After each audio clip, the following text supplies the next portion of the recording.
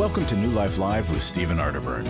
For 35 years, New Life has been transforming lives one at a time thanks to the giving hearts of you, our listeners. Our goal is to provide you with wisdom from God's Word to give you hope and help in life's hardest places. If you have a question you'd like to ask today, our phone lines are open.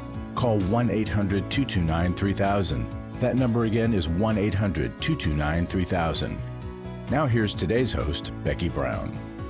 Hello, everyone. We are so glad that you decided to get a little smarter today because you tuned in to New Life Live. And to help you along that way, we've got Dr. Jim Burns and Dr. Jacqui Mack-Harris here to answer your questions. You know, just in case you didn't know, Jacqui is a psychologist. She's a professor. She was a veteran. She's got all the things, all the letters behind her name. And so she's got lots of wisdom and experience that can answer your questions. And of course, Jim, you have been doing work in the field of family and marriage for so long that people's lives have literally been changed because of the work you've done.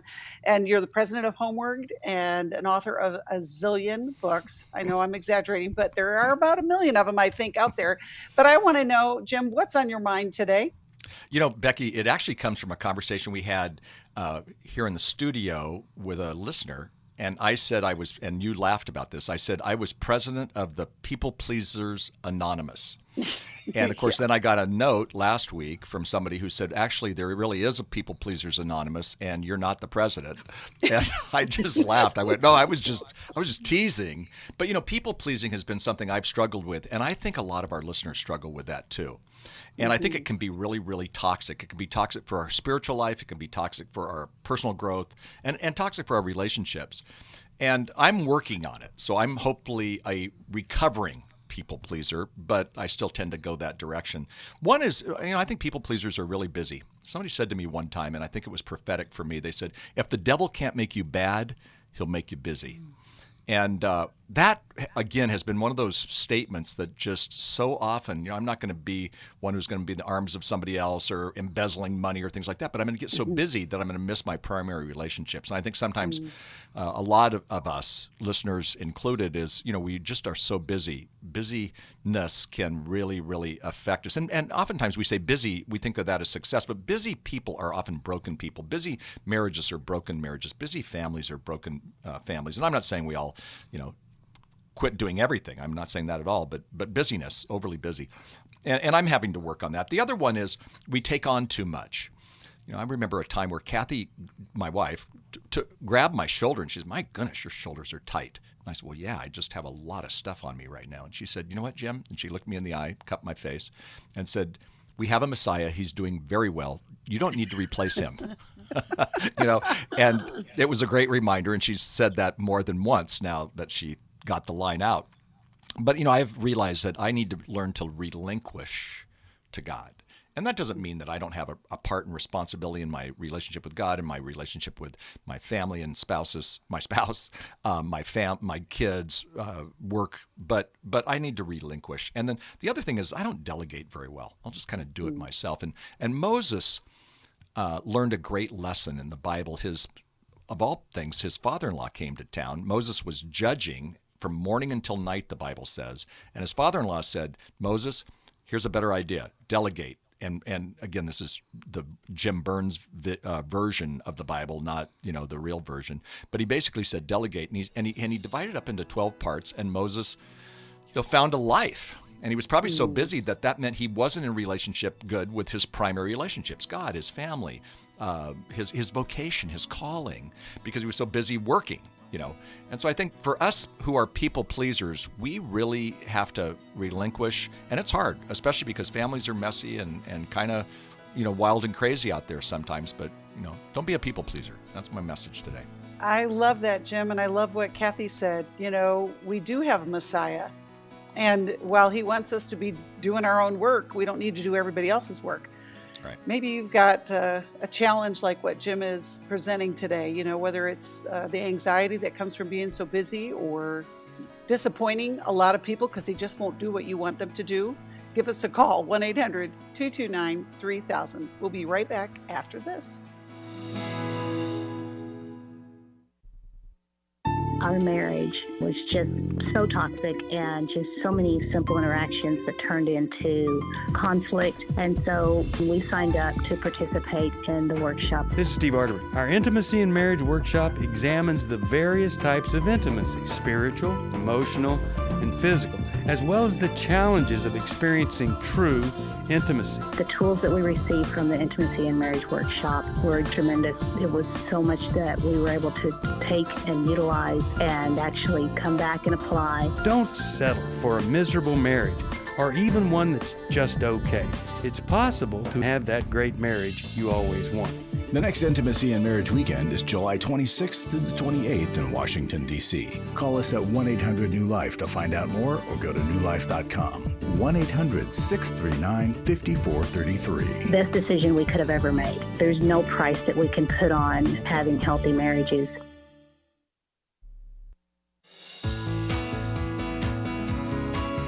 To find out more information about New Life or to order any of the resources mentioned on today's program, call 1-800-NEW-LIFE. Now back to New Life Live. I'm Steve Arterburn with a New Life Moment. Finding a way to help others is an expression of faith. It shows that we believe in the sovereignty of God. We don't have to wait until the pain is gone in our life because we know God can use it for good. Finding a way to help others requires that you ask two questions. What is God doing, and how can I get into the flow of this activity? When we ask these questions, ideas will come. And once we begin doing this, the why is this happening question, which once seemed so important, it becomes irrelevant. The best answer to why is always what. When we stop asking, why has God allowed this, and begin asking, what does He want me to do with it? We're ready for God to start His work in us. Well, are you ready? Hey, visit newlife.com. I'm Steve Arterburn, and thanks for listening to this New Life Moment. I love that. And, you know, I've said this before, we have these New Life moments from Steve because he just has a great way of asking questions and looking at things from a different view. And actually, it kind of lines up with what you just talked about, Jim, is literally asking God, get in the flow of what God is doing in your life. It's always amazing to hear those things. We are going to take your calls, 1-800-229-3000, and we're going to start with Ruth, who's calling us from Philadelphia, listens on WBYN. Hello, Ruth. How can we help you today? Hi. Well, I have a son who gets very angry with me at times, but about a month ago, he was very angry on and on and on. 3 different times I had to say to him, you're being very cruel to me. You're being very abusive to me. Then he went on and on again, and I said for 3 times I had to do that. But then the other day, he got extremely angry with me over a matter about my finances, which was really silly. But for 2 hours, he yelled at me and hollered at me and said awful things about me. And I just don't know how to handle this situation. Gosh, Ruth, it's horrible. Jacqui, let's start with you. Ruth, it's so sad to hear that your son's being so disrespectful and angry towards you. Do you feel like you're in danger when he's around? No, I don't feel like I'm in danger. And you said you don't know how to handle it, meaning you don't know how to get it to stop, or you don't know what to do about it? I don't know what to do to get him to stop. I don't know that you'll be able to get him to stop. Can you set a boundary with him? Have you ever been able to speak back when he is talking to you and he's yelling at you? What's happening for you? What are you doing and saying? Oh, as I said, the one time I kept telling him that he was being abusive and cruel, but the other day he was so strong and so powerful that all I could say to him was, you're going on and on saying nasty things about the situation, saying such nasty things about me, and you just keep going on and on and on, and stop it. So you've asked him to stop.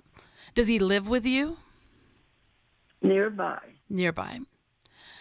Personally, I'd set a boundary. You're not welcome to come to my home or to call me, to belittle me, berate me, disrespect me, verbally abuse me. And I would hold that boundary. That's a hard thing to do. I have adult children. That's a hard thing to do, to disconnect from them for a time, but you have to set a boundary. People will continue to put on you what you will tolerate. Jim, He your lives thoughts? near me. And I have a problem. I've been in the hospital with severe arthritis in my legs.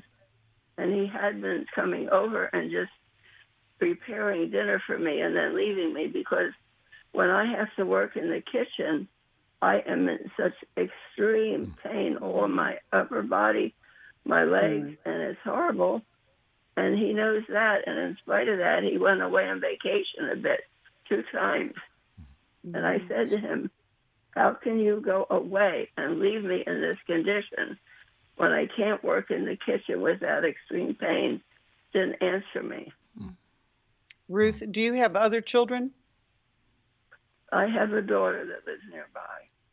Okay, and so this is so heartbreaking to hear this struggle. What does she say about this?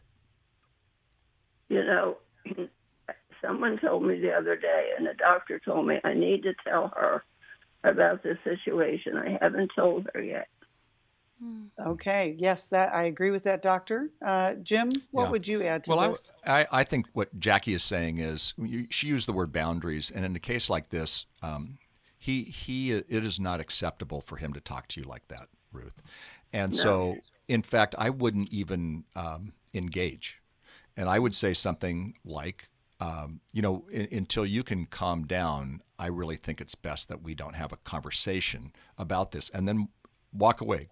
Get some tea, do whatever. He'll follow you, probably. And at that point, you just say, I'm not going to talk about this with you. And so you don't engage. And then I totally agree with where Becky asked. That was going to be my question: is there somebody else around you? Could there be some? And it might not. Your daughter could be a help. There's other people, maybe at a church that you might attend or someplace who could come and help you with meals and things like that. I mean, there's social services where you live that can help you with Meals on Wheels, things like that. He probably is not going to be your best caregiver. He doesn't sound very caring.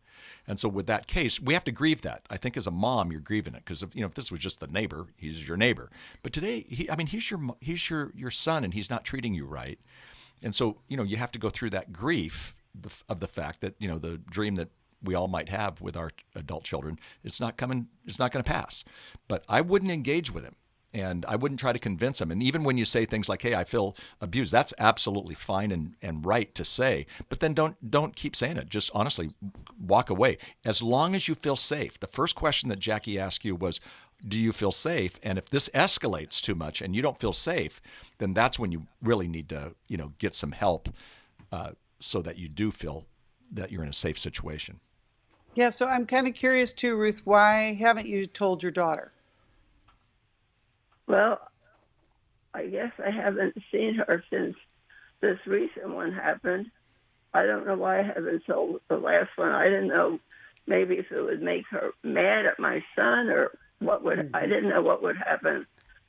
But after this last one, was so bad, I know I need to tell her. And does she help you with food and other things too? Or is she not as engaged?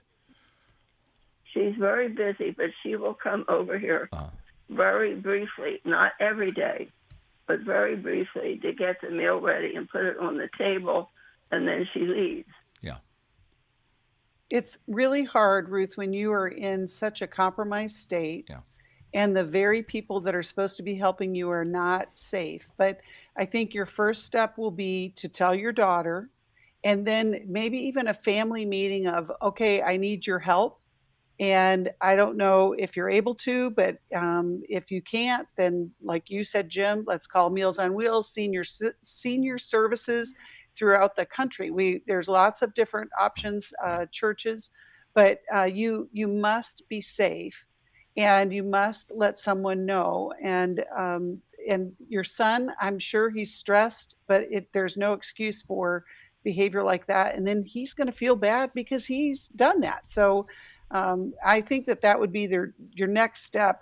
Actually, I think we're going to connect you with a counselor in your area as well, because I think that could help you with getting some services, Ruth. A lot of times we just have to have somebody who we can tell what's going on and then get us connected with somebody. And we're so sorry that you're going through that. And Becky, I just wanted to add, sometimes your insurance company, when you have a debilitating disorder or disease, they can provide social services and make connections and get you case management.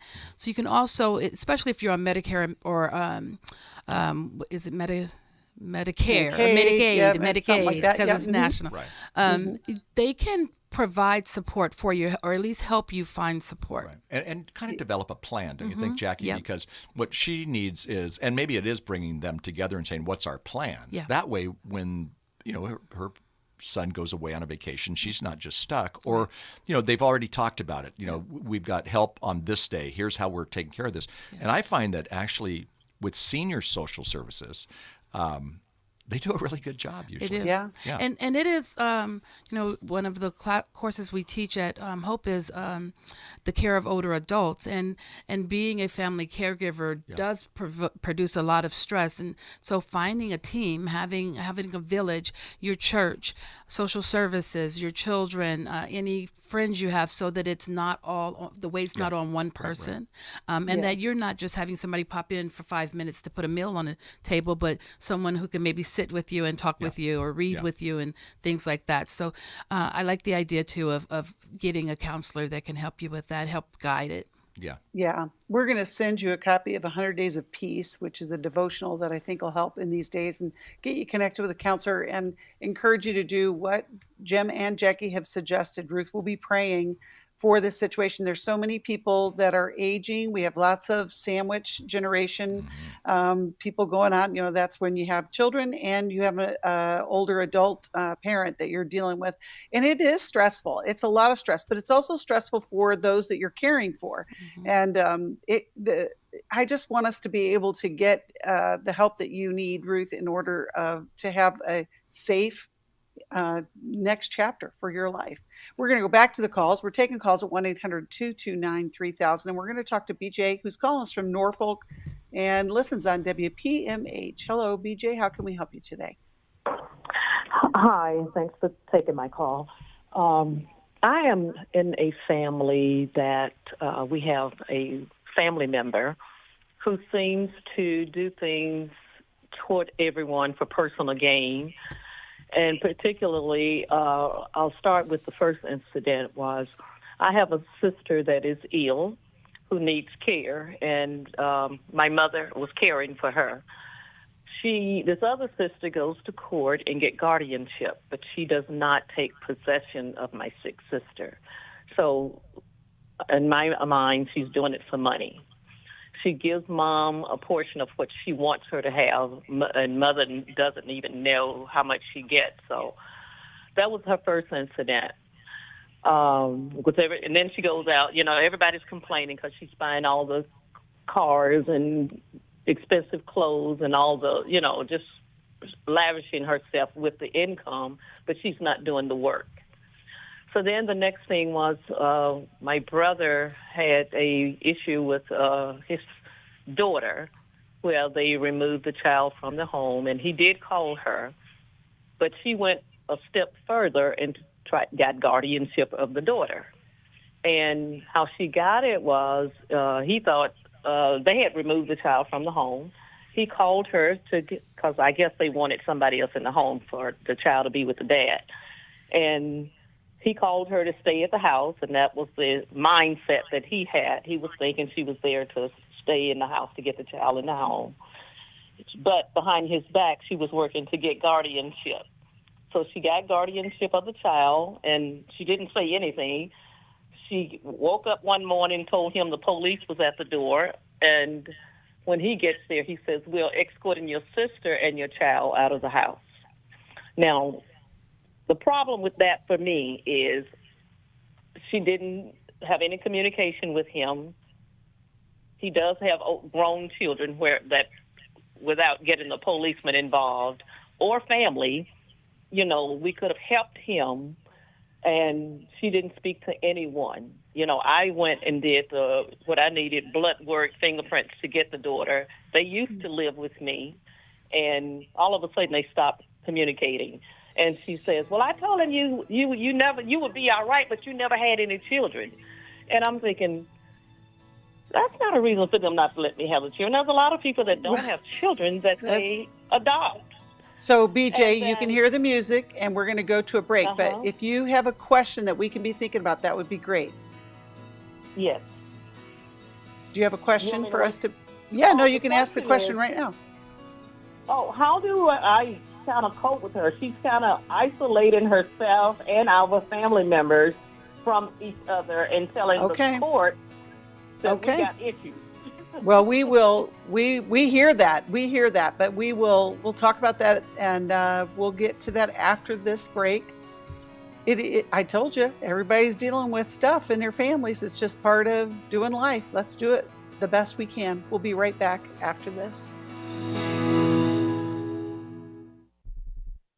For over 35 years, New Life Ministries has provided help and hope in life's hardest places. We've struggled a lot with communication. I have struggled with anxiety. My wife had a sexual affair with my son-in-law. She said, Dad, I don't like how you talk to me. New Life focuses on bringing true healing to those dealing with relationship issues, mental health struggles, and addictions. After work, I listen to you, and it just helps me with questions that I'm having with my marriage, with my family. I am so blessed to have New Life in my life. I just wanted to say that you guys saved my life. Recently, friends of the ministry came together with a matching gift challenge to encourage you to join them in giving. Because of the matching gift, right now every dollar you give is doubled, up to $400,000. Giving is easy. Go to newlife.com/donate, text MATCH to 28950, or call 1-800-NEW-LIFE. And thanks for making a difference. Daniel Grossman on coaching. Coaches are really focused on the future and helping people to develop those skills and those strategies to help them move forward in their life.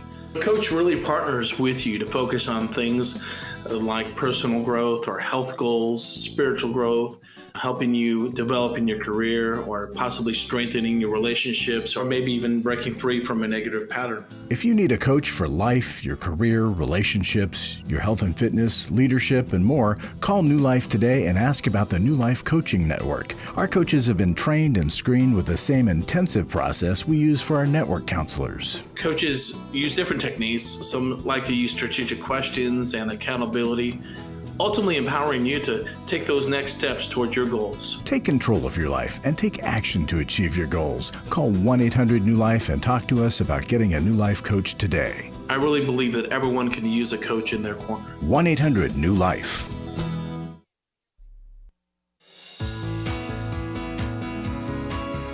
We'd love to hear from you. If you have a question or a comment, call toll-free 1-800-229-3000. Now back to New Life Live. Welcome back. We are taking calls, 1-800-229-3000, and we are talking with BJ right now. And BJ, your family is facing a big struggle, and it sounds like your sister is kind of the ringleader of the trouble. I could be wrong in that, but that's what I'm hearing. Jacqui, let's start with you. That's what I thought. Let's start with you, Jacqui. How can we get BJ in a better direction? Well, BJ, you were saying, how do I deal with this? And there just seems like there's just so much more under what you've been able to share for us. And I know we don't have a lot of time for the whole story, but how are you dealing with it? What are you already doing? Well, I'm struggling with what to do because my mother, who's 90 years old, one thing that my sister was at the problem is she took me to court for domestic violence, and I don't even live there. So I do have an attorney that said he could help me get visitation for her to open up and, just make her act more properly with the family. But Mom doesn't want me to go that far. So I don't know what to do now. Does the family have a history of domestic violence, drug addiction, alcoholism? I don't think so. Now, I've been away for about 54 years from everyone. And so I just deal with problem issues because I don't live. So you're not there in the day-to-day. That is correct.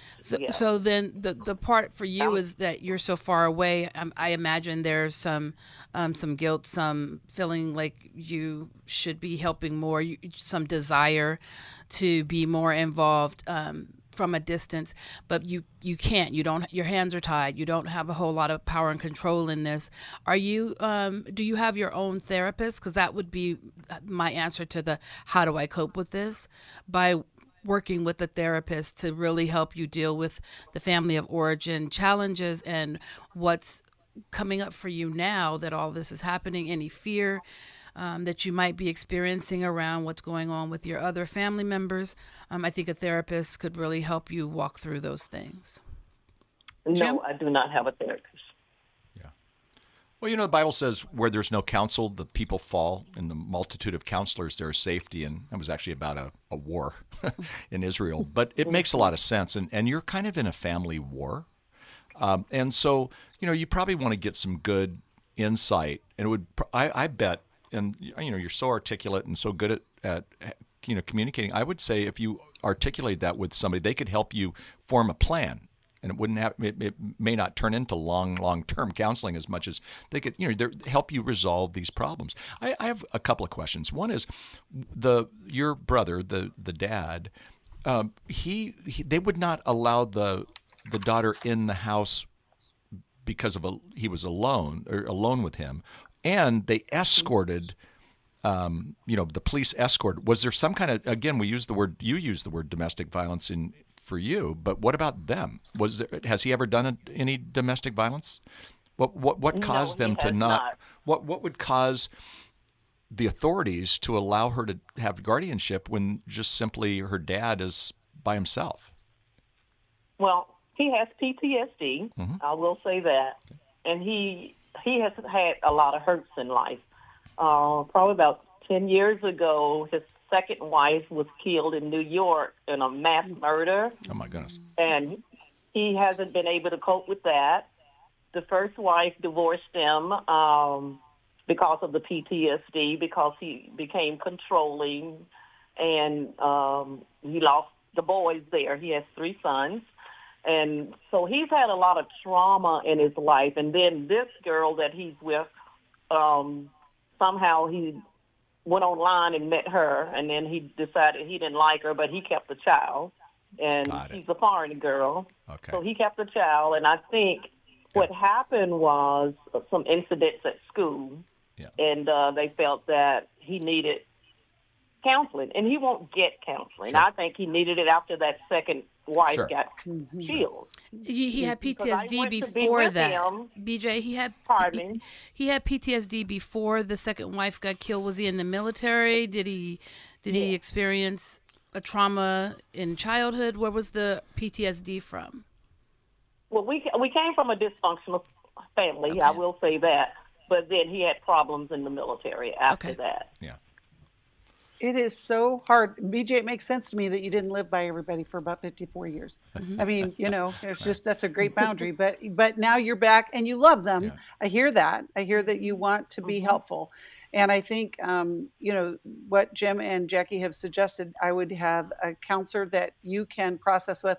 And I might not go along with what Mom says as far as seeking legal counsel. I mean, I know that Mom's point is to keep everybody together, but man, this is a difficult thing, and we don't want more to come around the corner. And I'm going to send you a copy of Boundaries, which you probably have heard us talk about before, but I think it'll give you some insight into a lot of these different areas, because it's not just dealing with your brother's challenges, but it's also dealing with your sister and how to help this child. And we'll also get you connected with a therapist as well. We're so grateful that you called, BJ, and we're grateful that you are the voice of reason in the middle of all of this, but we'll be praying for that, because it can be hard to be that person. We are going to take a break. We're taking calls, 1-800-229-3000. And just a reminder, we are having a matching gift campaign right now. Every dollar you give will be doubled up to $400,000. It makes a difference in the lives of so many people. And if you give a gift of $100 or more, we will send you the Every Woman's Bible. It will make a difference. We'll be right back. For most of my life, I've been dealing with an opiate addiction. Why is opioid addiction quickly becoming one of our nation's biggest killers? Maybe it's because it isn't only those who are addicted who are in denial. We did what I see so many parents do, is it can't be an addiction. There's something medically wrong. It's impossible to solve a problem when you don't know what you're up against, and families will try to find any explanation except the one that will put them on the right path. Alcoholism and drug addiction is a family disease. It doesn't affect just the individual. If someone you love is abusing painkillers, know what you're up against. It's time to admit its addiction and seek treatment. Call us today at 1-800-NEW-LIFE. We have partner treatment centers around the country. Call 1-800-639-5433 or visit us online at newlife.com. We just made a decision. We will do whatever it takes. 1-800-NEW-LIFE. I was sort of vaguely familiar that the 12 steps had some origination in the Bible. I found Life Recovery, and one of the things I liked so much was that it had such a broad appeal. It wasn't limited to just alcohol or drugs, that it was addressing a wide range of problems. At New Life, we believe everyone can benefit from a life recovery experience. There are life recovery groups all over the country. They take place online, in conference calls, and in person. And if there isn't one in your area, we can help you start one. We have startup materials, leaders' guides, CDs, Bibles, and more, all with discounts available for groups. Call us at 1-800-NEW-LIFE and ask for Terry Ward.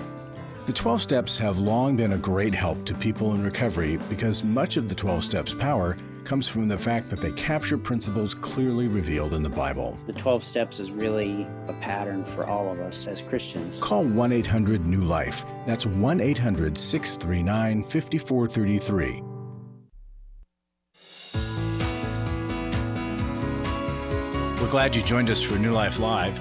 To be a part of the program, call 1-800-229-3000. Now back to New Life Live. Welcome back. We are with Dr. Jim Burns and Dr. Jacqui Mack-Harris. We are answering your calls, 1-800-229-3000. And I quickly talked about the matching gift campaign right at the break. And I forgot to tell you how you can give because I know you want to. You can call us at 1-800-NEW-LIFE.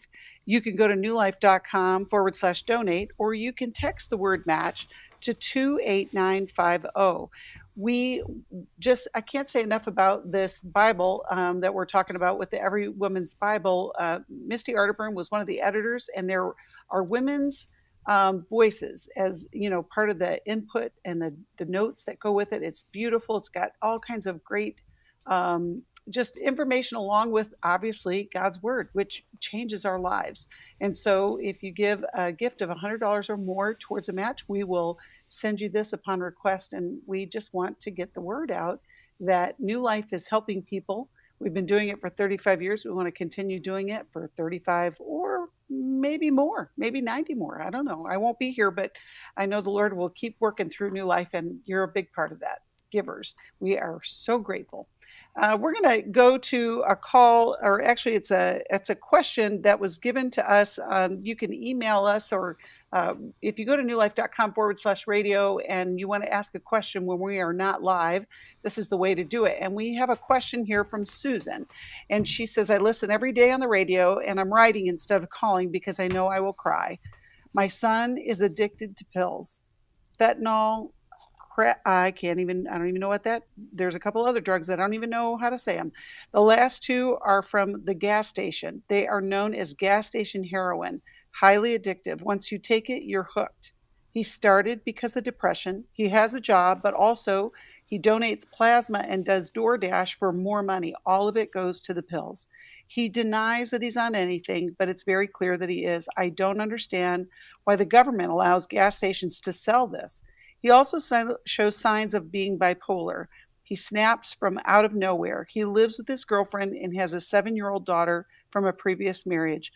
My question is, how do you help someone that doesn't think they have a problem? Please help. And interestingly enough, when we got this call or this question, we looked into gas station heroin.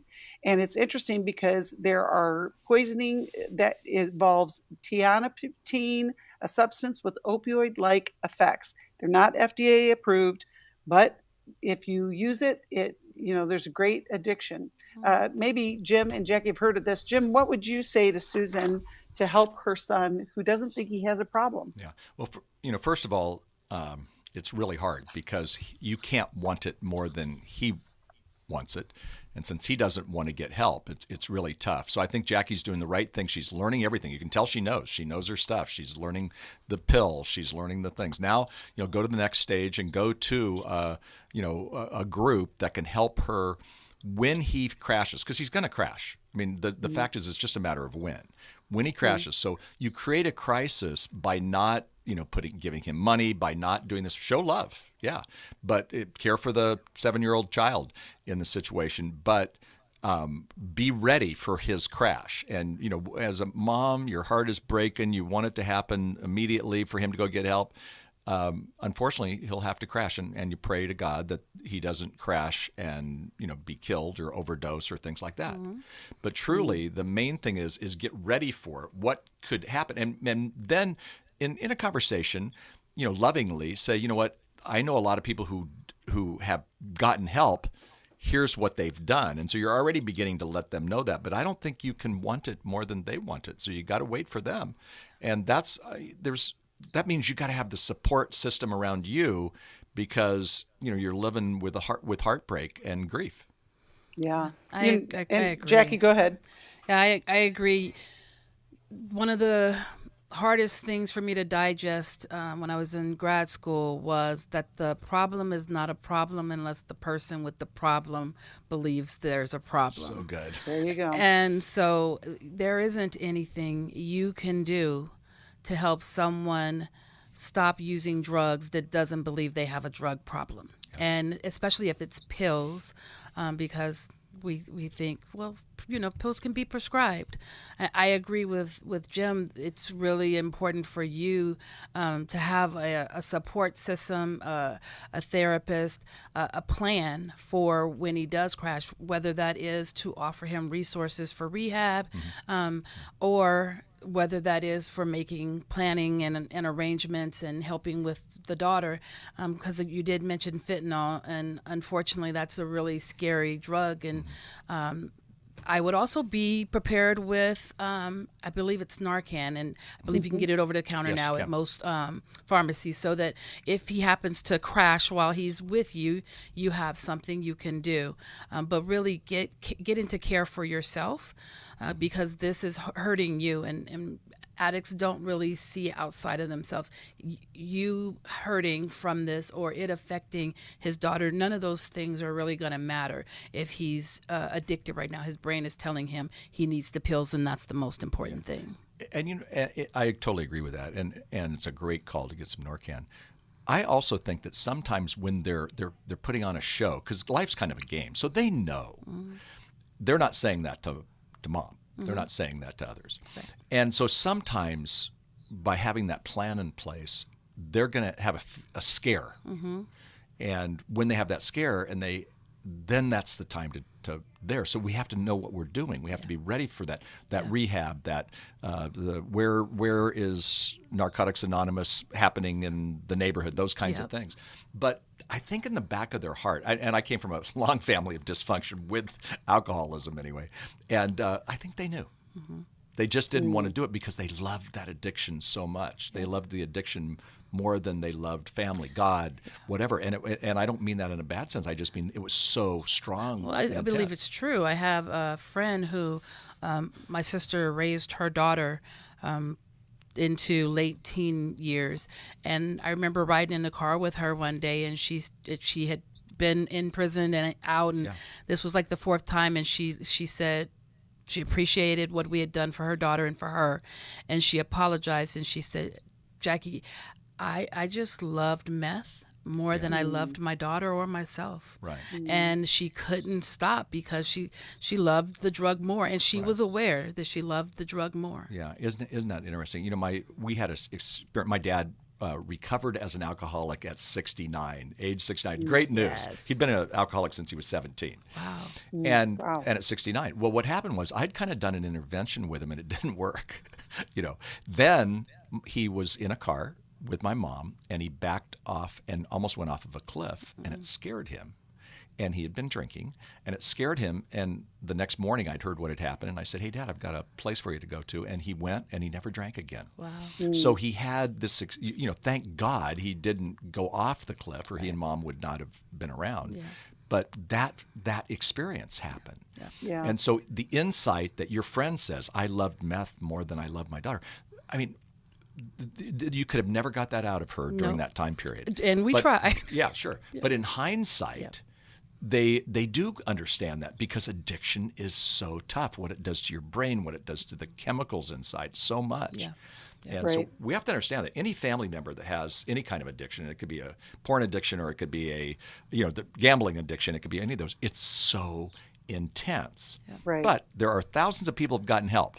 All you got to do is look at, New Life, and you look at every man's battle, and there are now thousands of people who have gotten help, and it wasn't easy. I don't think anybody went, "Oh, this is the easiest thing I'll ever do." Right. Yeah. And it's typically, Jim, the person like this caller, Susan, she's the one that's having the problem, even though he's the identified patient, right? Sure. But she's the one that's feeling the stress of watching him destruct. And that's why, Susan, I would encourage you to get to an Al-Anon group or connect with us, and we'll get you connected with a life recovery group, because as you get more informed, just like what Jacqui and Jim have said, everything from using Narcan to just knowing where the meetings are for you and for the family, it's going to empower you so that you're not living in that stress. We're going to go back to the calls. We're going to talk with John, whose calls from Fort Worth and listens on KWRD. Hi, John. How can we help you today? Hey, I'm probably going to unload a lot right now. I'm recovering from still in the midst of getting through a struggle with addiction to pornography and masturbation. I'm just going to do an info dump. I'm sure y'all are used to that. Well, you know what, John, you can hear the music, so I'm going to go to a break, and then you can tell us after the break. But if you have a question that we could be thinking of, go ahead and ask that now. Yeah, after I give you all my information, I'm looking what else I can do, what else am I missing, how to make all this not just head knowledge, but a heart conviction, and then how to deal with my wife's safety plan as I struggle with peeling back layers, and just have the safety plan from her safety plan. What does that even mean and look like? Okay. Well, John, we're so glad that you called. Just like the previous situation, it is good that you're asking for help. It's good that you're doing some things. And the good news is there's more to do. Even though that may not feel like good news, there's hope. We all face days where life throws us a curveball and our routines or plans get disrupted. Things we wanted to do are forced to take a backseat to the unexpected demands of the day. If you normally listen to New Life Live on a radio station, well, you might not be able to that day. And on these hectic days when you're feeling stressed or frazzled, hearing the sound of counsel given on New Life Live is just what you need to navigate the unexpected things of life. Every time I'm troubled or I have a problem, I'll cut on New Life, and there's always something that is said that is helpful to me. By listening, I have learned more than I can ever express about how God wants me to live. Download the New Life app for the easiest way to listen wherever you are and at a time that's convenient for you, or watch the show on our YouTube channel. You can even subscribe to our podcast from your favorite podcast provider. You never have to miss a day of New Life. Wherever you are, we are. I have given to New Life regularly because I have so many people that I am referring to New Life who so benefit from the ministry. I just can't imagine what would happen in my area if New Life wasn't available to us. You can help New Life Live stay on the air by joining Club New Life today. When you sign up to support us monthly through Club New Life, we'll send you the new member thank you gift of all 8 100-day devotionals, including 100 Days of Prayer, 100 Days of Freedom from Depression, and 100 Days of Peace. There are also ongoing benefits like the monthly Club New Life CD or download, access to the Club New Life video library, quarterly resources, free shipping on purchased resources, discounts on workshops, and quarterly online meetings with Steve. Call 1-800-NEW-LIFE. Support Club New Life, and together we can help hurting people find help and hope in life's hardest places. Call 1-800-639-5433 to join Club New Life today.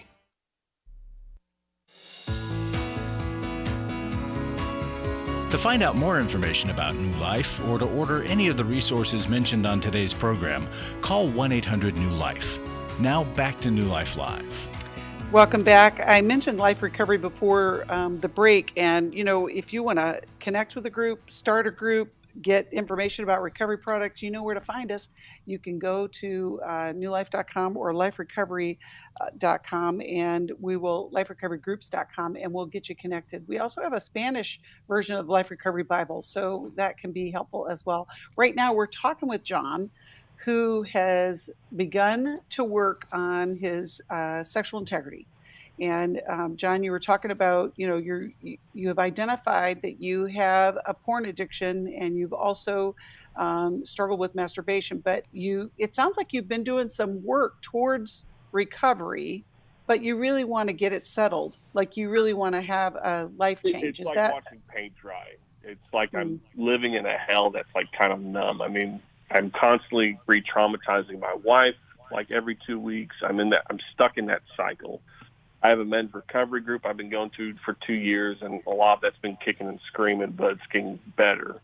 But like even my name to y'all is a lie. That's not my real name. That's okay. I struggle with like the shame versus guilt, my identity in Christ. And like even recently, like I feel it's like unfair as I'm peeling back layers to expect me to, oh yeah, he's not going to, act up again. He's not going to hurt you again. But, my poor wife then is just having to be hurt again herself. So it's like none of this is fair to anyone. John, are you saying that as you're peeling back the layers, then you may end up sexually acting out again as a response to the discomfort you have as you're finding these new layers of yourself? Right. And so it's like happening every 2 weeks, and like I've had some better moments than that, but I also know it feels like that's the most consistent thing. Are you working with a therapist, and have you gone to Every Man's Battle, John? Every Man's Battle, no, but my wife and I read a book that was kind of like, not an updated version, but it's like the Great Sex Rescue. Mm-hmm. And they kind of talked like down about the Every Man's Battle. They said like one or two good things from it, but they were talking kind of from the woman's point of view on stuff, and so I don't necessarily agree with things with it. Yeah, I've read that too. It's a great book, but she's really focusing from the woman's perspective, and her challenge to Every Man's Battle is that they leave some things out. The program is still incredibly helpful for you being in the sexual integrity struggle. There's still a lot of really good information, and they've read it too. The Every Man Battle crew has read that Great Sex Rescue, and so those changes and adaptations have been made. So I wouldn't cast it off. Been updated since that book. Yep. I wouldn't cast it off. Yes. My wife is like totally against me even like looking at that thing, but if it's been revised on, so here's the thing. Attention. Here's the thing, John, about that. You will find every reason to not do something. Mm-hmm. It's because it's just what we do, right? But we have the Every Man's Battle podcast that you can download and you can listen. She can listen. Mm-hmm. It's not the workshop, but it can give you an idea of the men that lead that intensive. We have helped literally thousands of men experience sexual integrity. And part of the reason is because we get to that core. Why is it happening? What went wrong that is perpetuating this particular manifestation of an addiction? And I'll stop. Jacqui, Jim, you can carry on now. I was thinking, John, and I realize that's not your real name, but I was thinking you're actually about halfway there, because you said you're you're already talking about your heart and your mind, and you really have a deep desire. And so if I was sitting across from you having coffee, I'd be thrilled to be able to talk with you because you already have a desire. Some people don't. So you've been in a recovery group for a couple of years. You're talking with your wife. You've read a book on, sexuality. I mean, so you're doing all those good things. Because that's not working like you'd like it to be, you may have to take a deeper step. Sometimes I love the ocean, and I live here in Southern California where we have the ocean, and I love going in, but I take that little step, and then I have to take a deeper step if I really want to go swimming or catch waves or whatever, right? So you may need to go deeper. And when they talk about every man's battle, I mean, that's a workshop. That's something different that then sets you up. So you could go to that, and then you decide, and your wife decide if it's a good thing or not a good thing. And interesting enough, what Jacqui said was there were some concerns. And what I love about the Every Man's Battle people is that they went, you know what? We'll take that. We'll take that. Oh, we won't take that hit, but we'll take some of these. And they changed it. How amazing. It wasn't bad before. It was still changing people's lives like crazy. Mm-hmm. Just was with a man who was a pastor, and got him into one of the workshops. And he and his wife, we had dinner with them. They're still together, and they've had some bumps along the road. And this woman said, this was the greatest decision in our life. We would not be together as a couple if it wasn't for this. And I don't think he would be healthy like he is today. And we're having a better relationship and on and on. But but his story was he didn't just go to a recovery group every couple of weeks. He had to, from learning that, he said, I need an accountability partner that I talk with, like a sponsor every day. His was deeper and deeper and deeper. And you may need to do that. Mm-hmm. And I really want to affirm you that you're willing to talk this over with your wife, but go find something else that can take you deeper, since it's not working to just do what you're doing now. Right. And Jacqui, you said something about disclosure at the break. Can you talk more about that? Yeah, I was just wondering if you had full disclosure to your wife, and if that was something that was continuing. And you mentioned that this is re-traumatizing her, and so what kind of care is she getting? Yeah. And the Great Sex Rescue is written from the perspective of women, and their own sexual struggles, not just their struggles with restoring themselves post-sexual, some type of infidelity. So was the disclosure already done, and have you given her a full disclosure? So full disclosure was accomplished last year, but it's the lying that's like causing the PTSD, right? Like recently I screwed up this past weekend and stuff, and I haven't told her about it. Yeah. Just because I just had this big revelation through my weekly therapy, and that was a heavy thing over my head. Not an excuse for me acting out, and not an excuse to lie to my wife, but I mean, that's the reason why I'm hiding. So it sounds like every time you learn something new, go ahead. Every time you learn something new and heavy, you act out. So you need it definitely feels like that. Okay, so you need a new coping mechanism. Yeah. You have to find something that will work to soothe you when you have these new disclosures. So you go to therapy, you have a new revelation, you leave therapy, now you've got this discomfort, this dissonance, this itch, and so you go and make yourself feel better, but it actually then makes you feel worse, so you're digging the hole deeper and punishing yourself for the new thing you learned about yourself. Yeah. And John, what we do know for sure is an addiction of any kind is an intimacy disorder, and it starts with that disconnection. And what we teach men is to bring their need to relationship. We teach that to everybody, not just the men, because we know that the power of connection is part of the plan of healing. That's what we've been talking about forever.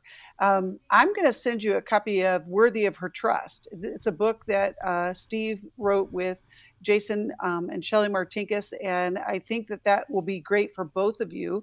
I would encourage you to download the Every Man's Battle podcast as well. You can get it wherever you find those podcasts. And we'll be praying, John, that someday we'll see you at that intensive. Thank you, Jacqui, and thank you, Jim, and thank you, listeners. If you are on hold, please hold, because we're going to get right to your call. You can still call us at 1-800-229-3000. We're going to take calls for about an hour. We're so grateful for the support that you send. Thank you for keeping us Thanks on for air. listening. We hope this program has helped you by giving you insights for handling the challenges you face in your life. We want you to know that we're here for you, but you also need to know that New Life Live is a listener-supported ministry. To make your donation or to get any of the resources mentioned on today's program, call 1-800-NEW-LIFE. That's 1-800-639-5433, or write to us at New Life Ministries, P.O. Box 1029, Lake Forest, California, 92609. Please join us again tomorrow for New Life Live.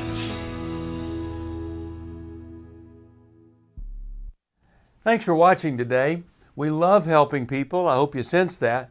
And we know that there's always hope if you find the right resource. Now, if something we've said to somebody else applies to you, that's fantastic. That's what we're hoping for. But also, if you want to join us directly, you can call 1-800-229-3000 between 1 and 3 Eastern Time, Monday, Tuesday, and Wednesday. Those are the best times to get through. And while you're here on YouTube, check out these other videos that we've done to help people see where they could grow or a different path to take. And if you do that, would you give us a thumbs up on the video, and please subscribe to this channel. There are many ways that we can help you outside of the radio program, and it's very hard for some to pick up a phone and dial 1-800-NEW-LIFE. But when you do, we put you in touch with somebody who cares about you, knows all the resources out there, and they're going to find the best for you. There is no reason to struggle alone. I hope to see you tomorrow. Hope you'll invite somebody else to come and join that maybe needs just a little bit of help along the way. I'll see you next time.